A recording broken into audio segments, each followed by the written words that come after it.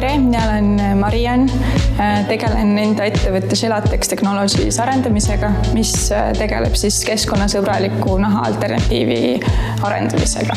Mina käisin Erasmusega õppimas Portugalis, samal ajal kui ma õppisin Tallinna Tehnikakõrgkoolis rõivatehnoloogiat ja Portugalis ma õppisin 2012. aastal moedisaini ja 2013. aastal läksin veel tagasi ka praktikale ühte Portugali suurimas meesterõivaste tootmisega tegelevasse ettevõttesse.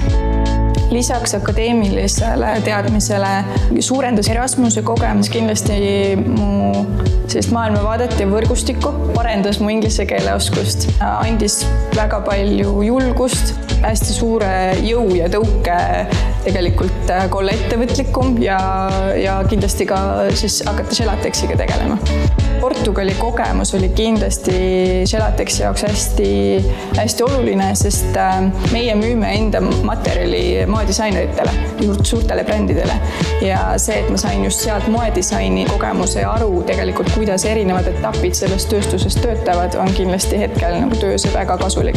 Erasmus Plus programmiga seostuvad mulle eelkõige iseseisvus ja selline julgus, et ma julgen minna lavadele esinema, julgen teha asju, mida ma enne ei ole teinud võib-olla oluliselt rohkem. Ja kindlasti ka põnevus.